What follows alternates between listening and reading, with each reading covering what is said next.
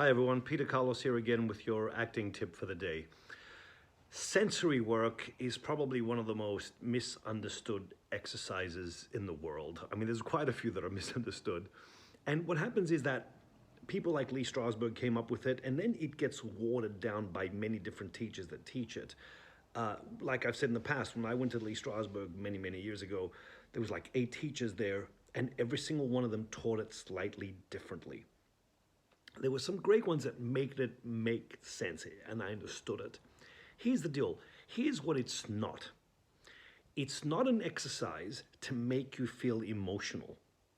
Because when you go into that exercise with that in mind, you're automatically looking for a result.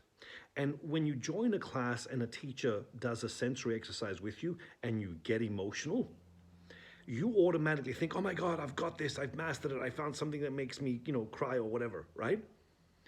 That's not the skill we're looking for. And all that is someone guiding you through it. It's not you learning it as a skill.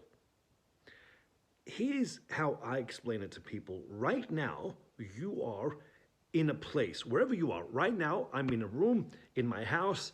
We're in Melbourne. It's COVID-19 lockdown. I've been stuck in this house for, months, literally. If I now have to create an imaginary place from where I am, what do I need? So it helps to start with your eyes closed. If I was in a different place, my home in LA, for instance, I remember my home in LA. What sounds would I hear? Right now I can hear traffic out the front. My home in LA, it had I think it was called a night blooming jasmine. I could smell the jasmine from my bedroom. I would start by smelling the jasmine. What could I hear? How would my sound reflect? Because if you go to the bathroom or the kitchen or your bedroom, your sound echoes differently. So you use all your senses. What do you hear? What do you smell? And then, what do you see? Now, looking at something is not the same as touching something. Without being crude, one of my very good teachers once said to me, and he was doing it just for acting skill, he said, you can look at someone's body, get aroused, or touch someone's body, get more aroused. What we mean by that is this. When you visualize things, when you're creating the sensory world, reach out and touch something. Like if you're doing the coffee cup exercise, actually touch it. Because the moment I touch something imaginarily in my mind, it forces me to make it specific. If I'm doing rain, touch the rain. Feel one drop of rain in your hand. Make it specific. So visualizing things isn't enough. Touch it. And you don't have to be literal. If something, like there's a door in front of me, it's about 4 or 5 meters away, right? I can imagine I'm touching the handle from here. I'm reaching out and grabbing the handle. I don't just think about things. So now what you need to do, and I always tell people this, think like a chef. Before a chef starts to cook, they create their ingredients. Whatever the sensory exercise is, I'm creating the ingredients. I need a house, or if I'm in the outside, let's do an external exercise like rain. I'm in a forest, I want to smell the forest, touch the trees, feel the drop of rain. Those are the basic ingredients I need for this exercise. If I'm doing coffee cup, I create a table, the cup. If I'm doing shaving, the counter, the mirror, the shaving brush. Touch all those things first to create them. Once you create them, and this is what sensory work is all about. Now you can start to explore, or think like a chef, cook. Now here's the deal. If I don't have a script, I'm exploring these things. Literally 360 degrees. I can go positive, negative. I'll give you an example of what we mean by positive or negative. A positive one is, let's assume I'm doing the shaving exercise or makeup exercise. Interesting. I can have a brand new shaving brush, a brand new shaving cream. The towel is nice and clean. The sink is clean. There's a flower there. It's nice. It's positive. Don't think emotions. The emotions will come on their own, or they won't. It's irrelevant. Or I can make the bathroom old. Someone's used the sink. There's hair in there. My shaving brush is old. There's little strands of hair. The towel I'm using is old and smelly, and everyone in the house has used it. That would make me feel differently. Clean, dirty. If I'm doing the morning drink or cup, it's cold. The other one, it's nice and warm. There's a treat next to it. There's a cookie or something. If I'm doing rain, it's nice. It's liberating to be outside. Right now, it would be amazing to be outside, especially after lockdown. It's nice. Or the rain could be negative. It's cold. I'm abandoned. It's freezing. I could look in the house and see my family having a nice warm dinner. Or I could be outside, be liberated. They're inside miserable. Positive, negative. Don't think emotions. It's not about the emotions. People get caught up in the emotions, and then when they do it on a film set, they go straight for the emotion and the body shuts down because the body knows what you're trying to do. You're creating the circumstances of this and let the body, the emotions so-called, kick in on their own.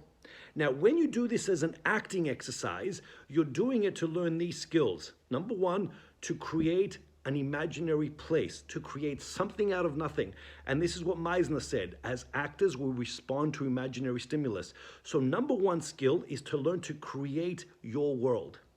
Number two, you're learning that with these little adjustments, hot, cold, clean, dirty, all these adjustments feed you certain ways. And then what you do is you add a monologue to these exercises. In LA, they used to do non-emotional, emotional Shakespearean to show you that you can find these things, and these things feed the way they come out. Like if you do any monologue and the bathroom is clean or dirty, it will literally make the lines come out differently. Your connection to the words will be different. So you're learning how to focus, you're learning how to create an imaginary place, and you're learning that with these adjustments, all these things feed the way the monologue comes out. Now, you're not doing it to find things that you can use on the film set, because once you put that in there, you're looking for a result. What I mean by that is we're aware of that, but we don't force it down our throat, because you wouldn't have found these connections if you were looking for them. We start and we almost trick the body to go, nah, there's no result here. Let it come to you. So now the way you use this, you get on a film set and they put you on a set, and now you're in a bedroom or you're in a kitchen, and now you go, oh, I remember once I worked on this. Now you literally cut and paste those discoveries on the film set. I can make a set mine. I can make it personal and private. That's why you're doing sensory work. And the big one is this. This is what most people don't understand. I recently posted a thing about Dennis Hopper. He said he studied 5 years at Strasbourg. It takes years to master this stuff. Most people understand it intellectually. They read a book or they do a weekend workshop and they think they've mastered it. No, you've got to do this consistently. Because right now, I'm focused on talking to you guys. If there was distractions, if I was on a film set, there'd be people yelling at me, blah, blah, blah, blah. The body will close down. How I become open and private is by mastering this. I can create things and have all the distractions in the world. I'm focused. It doesn't work to do it once. Do it again and again for years. Do one sensory exercise every week for the rest of your acting life. Tweak it. Make things come in. Do it without a monologue. Don't know if you're going to go positive or negative.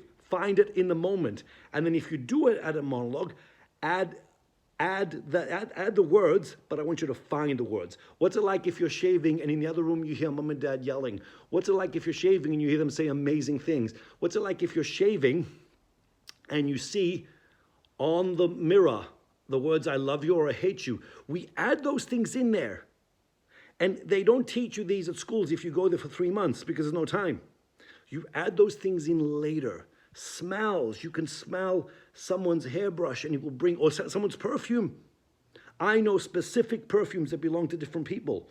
And when I smell them, I'm reminded of that person. That's a skill and a craft, right? So the point is this. You do this for acting skill. So you get on a film set and you can create these places. And if something feeds you already, You don't have to bring anything to it. If you go there and the set feeds you, then it's there. Like I say, why bring sand to the beach? If something already feeds you, you don't need to substitute or any of that shit. It's already there. You have to be open to it so the body takes it in. That's different. Now, the sensory exercises consist of this. And there's many variations to this, but primarily they're this. They start off by doing coffee cup because it seems neutral. Like your body goes, this is nothing, I'm just having coffee. But then you learn that it's everything. Then they do makeup or shaving. And then they get into what they call, because until now you've been doing makeup or shaving, it's just hands. After that, they do what we call overall exercises. A rough piece of fabric or a smooth piece of fabric. And then they do things like, it goes from fabric to, from memory, shower, rain, sun. These alone, these three exercises, are a year's worth of work. You can't just do them once. Do rain, do sun, do heavy rain, do light rain, do rain in different places. These are all skills, right? Shower, it's a whole other one. We'll talk about shower. Eventually, I'll talk about all these individually, right? Shower and all that stuff. And then that's what we call an overall exercise, because now I'm moving my body against the rain, where until then I was just moving my hands. And then they do things like personal objects. What if this object belonged to someone that you love? Rings, jewelry, photographs, little gifts that someone gave you. It's a personal object. Some of it's real, like an object that someone actually gave you, and some of it could be imaginary. It's just as powerful, and Stella talked about that. Meaning, what if I found something right now, gave it to you, and you said, this is from your great-great-great-grandfather? Our job is to make that important. Then they do things like private or personal moments. What's it like when you're private? Now, because of COVID-19, we're all in each other's world with Zoom meetings, shit like that. We show, what's it like to be private? Do you do this? What do you do that's private? Don't act. That's one of the most difficult exercises because we start to perform. Don't. Just be private. I know someone who did an amazing exercise. They just cleaned their ears. That's all they did. That's a private thing. Taking a pill. You don't sit there advertising to the world you're taking a pill. You do things privately. And then the other thing they do is what they call effective memory. Effective memory is something that happened to you for real. And you don't aim for the result. You do it specifically before you get to the result. Trust me, all that stuff feeds you. What were you wearing? What were you hearing? What smells do you remember? And you kind of walk through it. Once you do the real thing, then it's at your disposal. And then we play with what if. What if you got there 5 minutes later or 5 minutes earlier? I did someone who found their dog in real life. Their dog had passed away in the kitchen when they got home. So now we say, what if you got there 5 minutes earlier? Different. These are just skills. You will find connections to things that feed you, but don't think emotion. That's the number one golden rule. Don't think emotion. Think the circumstances, create your realities by touching, smelling, all that stuff, and learn to let things come to you. To do this once doesn't matter. To do it consistently for the rest of your life, it's a skill and a craft. I posted quite a few videos on there, on YouTube. I call them videos, whatever the hell they are, right? Look at the coffee cup one so you understand that, so you can master it. Once you understand that, you can cut and paste to all the other ones. It's a skill and a craft, and you need to learn it. It will take your acting to a whole other level because you won't just be feeding off a set. You'll learn how to make the set privately. You'll learn how to make other personal and private. You'll learn how to make other people personal and private. You learn how they matter. You could hug someone, another actor, and just at a smell, and he will feed you. Otherwise, all your ideas as an actor are up here or on your page. To write down, I'm going to substitute this person, it means shit. You need to be able to do it, to make it practical. That's how sense memory and effective memory and sensory work become practical on the set. Only as needed. Take in what feeds you first, bring in the rest. Try this again and again and again. Be consistent. And it takes a good 40 minutes. It doesn't happen, in LA they do it for an hour. At least 40 minutes. The last few minutes are the golden thing. Try it again and again. Take your time with it. See how you go. Be consistent. Commit to this, and you'll understand at all a level. Your focus will get better. Your sense of privacy, because you'll actually believe you're there, will get better. That's a skill and a craft. It doesn't just happen. And if you translate all this to a film set, or before you're making, the camera goes on, you're private. That's valuable. We see that on camera. So see how we go with it. Enjoy it. Take care. We'll talk again soon.